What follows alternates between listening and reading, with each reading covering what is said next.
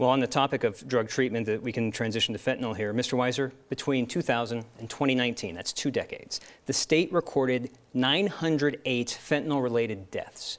In 2021 alone, it was 912.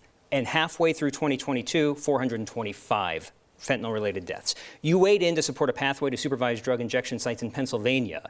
If a local government in Colorado wanted to have supervised drug injection sites, would you support that? I don't support supervised injection sites in Colorado.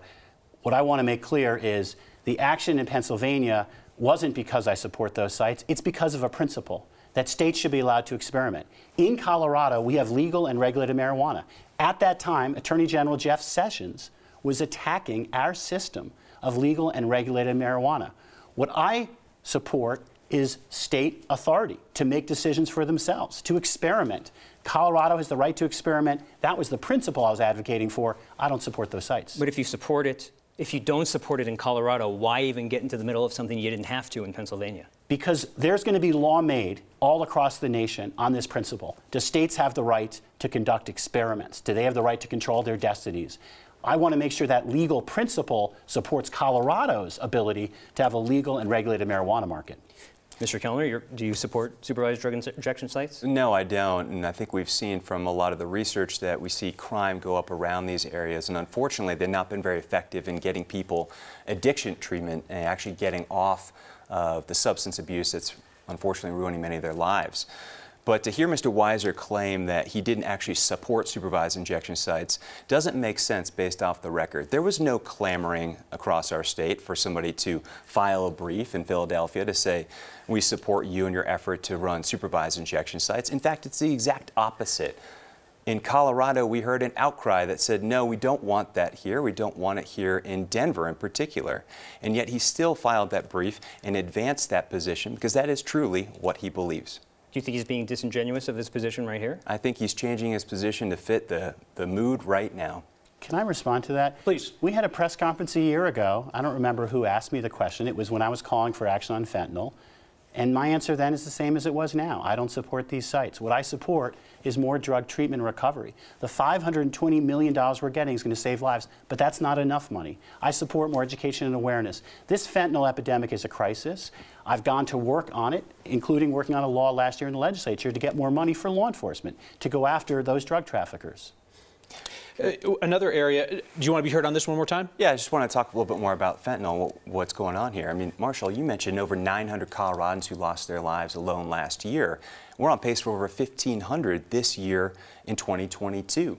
And in 2019, when the legislature was debating whether or not to decriminalize the possession of hard drugs like heroin, meth, cocaine, and yes, fentanyl, Mr. Weiser, as the chief law enforcement officer for this state, failed to go to the Capitol and didn't say a word against it.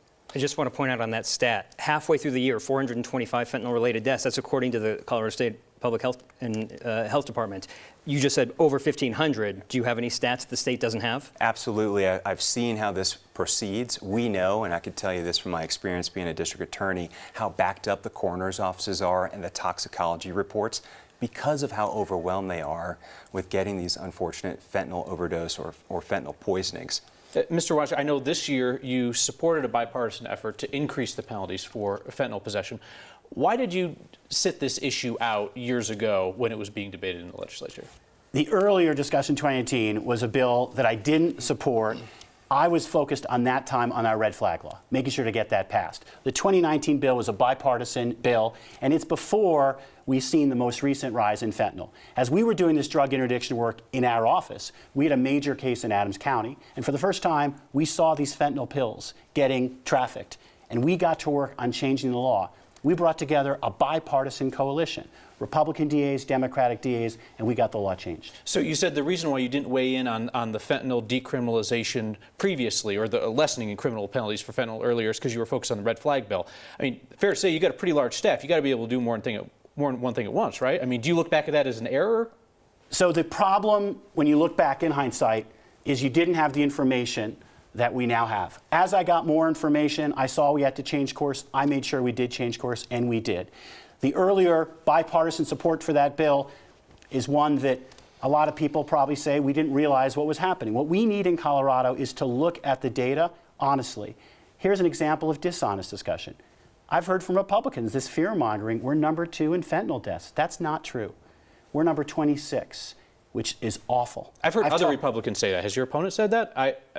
No. I've said we have the second highest rate of fentanyl overdose increases. That's the correct stat. It's looking at a smaller portion and an increase. Yeah, we're around halfway between the worst and the best states on those. Right, but Republicans have been together, and I've not heard him correct other Republicans on this, because they've tried to make this about fear-mongering. This shouldn't be about fear. It should be about problem-solving. I've talked to moms who've lost their kids because someone took a Xanax pill that was fentanyl, and people who were struggling with drug addiction and overdosed. We need to come together to address this crisis with more treatment recovery. The $520 million we got. When I was running 4 years ago, my opponent said it'd be irresponsible to go after those drug companies. Well, I took them on, and we now have money to address drug treatment recovery in parts of our state that have never had it. One last thought on this, then we're moving on to a different topic. Sure, I appreciate that. It's so important to have an attorney general as the chief law enforcement officer who can be forward-looking. When I hear Phil say that he didn't see this crisis coming in 2019, we had rising deaths in 2018. We had those mothers crying out about losing their children to fentanyl. That's why this year, when I went to the Capitol on the fentanyl accountability bill, I was saying, look, be forward-thinking about the next iteration of synthetic opioids and urge them to expand that bill to make sure we're covering what's coming and not just what's in front of us.